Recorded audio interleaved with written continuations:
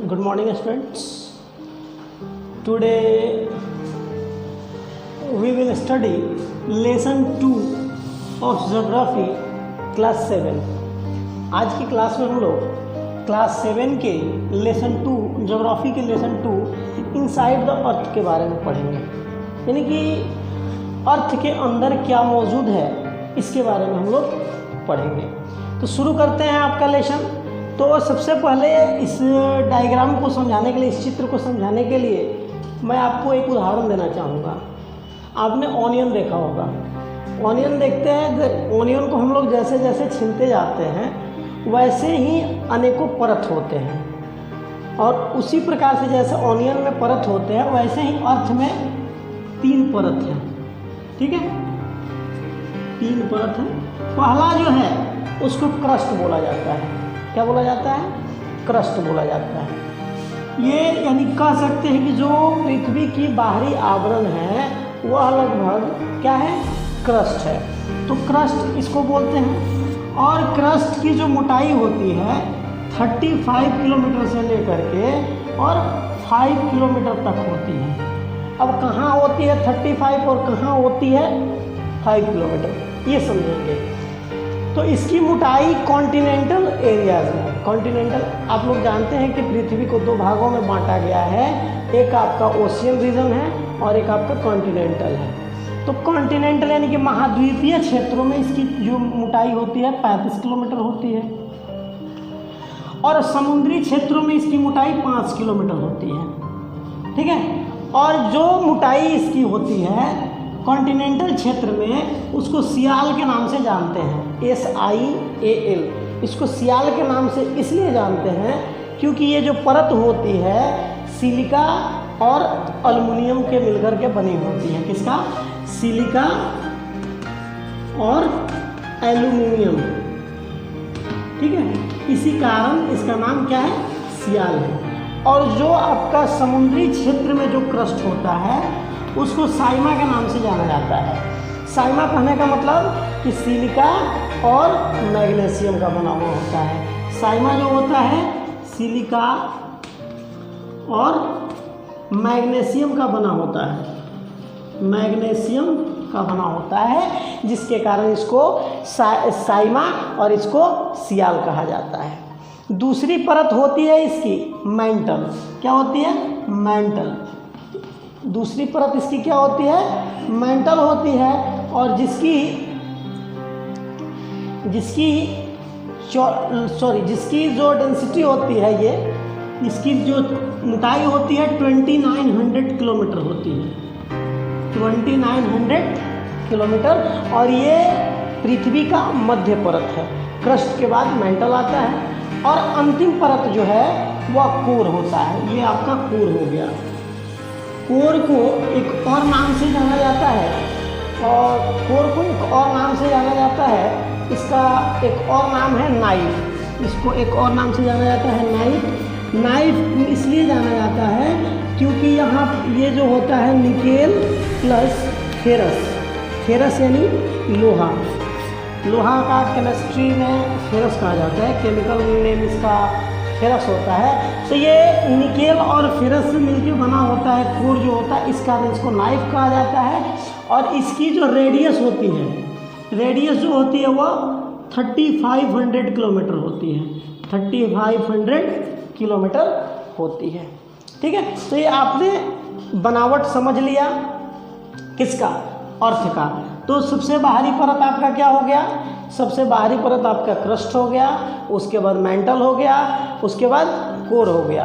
Crust में 2 part होते हैं। जो जमीन के तरफ से होते हैं उसको सियाल बोला जाता है, और जो जल यानी महासागर के तरफ होते हैं उसको साइमा बोला जाता है। सियाल कहने का रीज़न है कि सिलिका और एल्युमिनियम का होता है, और साइमा बोलने का मतलब है सिलिका और मैग्नीशियम का होता है। इसके अलावा मेंटल होता है जिसकी रेडियस 2900 किलोमीटर होती है। उसके बाद आपका 3500 किलोमीटर का कोर होता है।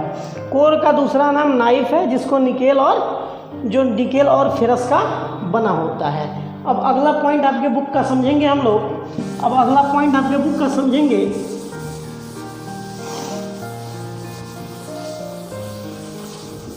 अगला पॉइंट आपके बुक का समझेंगे टाइप्स ऑफ रॉक्स। क्या समझेंगे?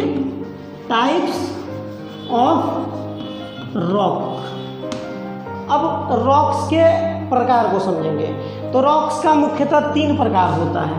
एक होता है आइग्नियस, दूसरा होता है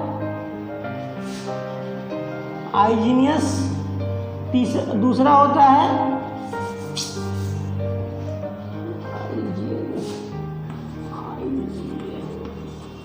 आइग्नियस होता है, दूसरा आपका सेडिमेंट्री होता है, और तीसरा आपका मेटामॉर्फिक होता है। ठीक है, ये 3 प्रकार के रॉक्स के बारे में हम लोग इस क्लास में पढ़ेंगे। तो सबसे पहले हम समझते हैं आइग्नियस रॉक को। आइग्नियस रॉक जो होता है ये मोल्टेन लावा के फटने के बाद बनता है। मोल्टेन लावा के फटने के बाद बनता है कौन? आइग्नियस रॉक। और इसे प्राइमरी रॉक भी कहा जाता है। प्राइमरी रॉक इसलिए कहा जाता है क्योंकि ये दोनों रॉक इसी के रूपांतरित फॉर्म होते हैं। आइग्नियस रॉक जो है इसको प्राइमरी रॉक भी कहा जाता है। रीजन क्या है? तो ये जो दोनों रॉक हैं सेडिमेंट्री और मेटामॉर्फिक, दोनों इसी से बने होते हैं। समझेंगे।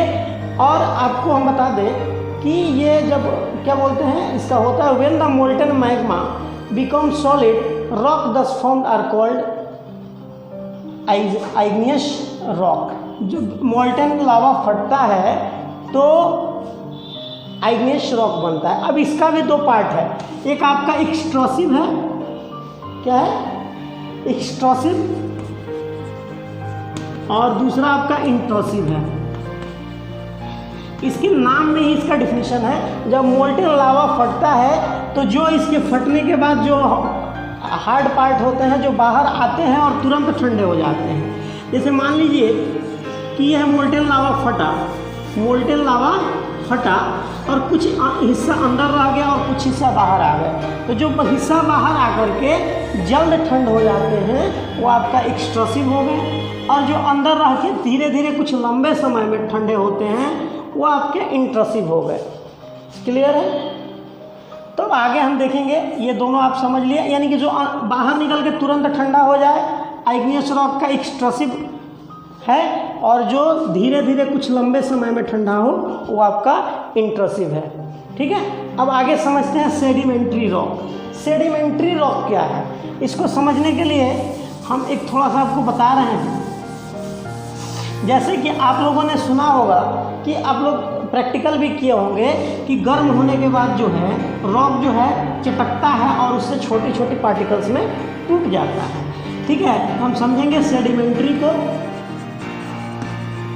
क्या होता है? छोटे छोटे पार्ट में टूट जाते हैं और टूट के हवा के माध्यम से, वाटर के माध्यम से ये कहीं ना कहीं जाके परत दर परत जमते हैं, और परत दर परत जमने के बाद एक नए चट्टान का निर्माण करते हैं। वही चट्टान आपका सेडिमेंट्री होता है। एक उदाहरण ले लेते हैं।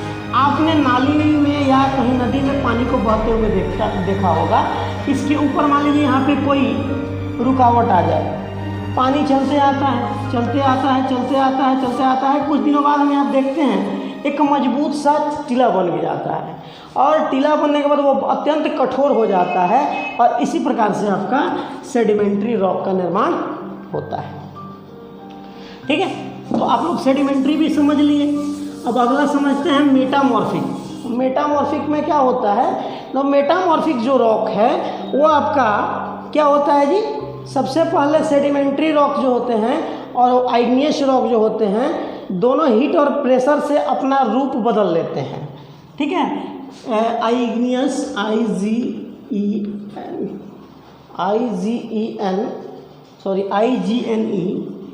IGNEOUS आइग्नियस रॉक जो है, आइग्नियस रॉक ये क्या करते हैं? प्रेशर और टेम्परेचर के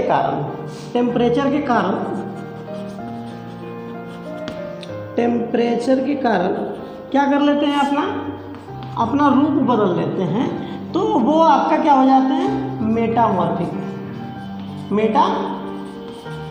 हो जाते हैं। ये क्या हो जाते हैं, मेटामॉर्फिक हो जाते हैं। इसी प्रकार से सेडिमेंट्री रॉक भी अपना रूप बदल देता है प्रेशर और टेम्परेचर के कारण, और जब ये दोनों रॉक रूप बदलते हैं, अपना फॉर्मेशन चेंज करते हैं, तो आपका मेटामॉर्फिक बन जाते हैं। तो आपने तीनों रॉक्स के बारे में समझ लिया, igneous rock, sedimentary rock and metamorphic rock. आपने ये भी जाना कि आइग्नियस में 2 पार्ट होते हैं, पहला एक आपका होता है एक्सट्रूसिव, दूसरा होता है इंट्रूसिव। एक्सट्रूसिव जो तुरंत बाहर निकल के ठंडा हो जाता है, इंट्रूसिव जो धीरे धीरे ठंडा होता है। अब समझेंगे रॉक साइकिल क्या होता है। रॉक साइकिल क्या होता है हम ये आपको बताएंगे। तो ये आपको हमने शुरू में बताया कि आइग्नियस जो होता है, आइग्नियस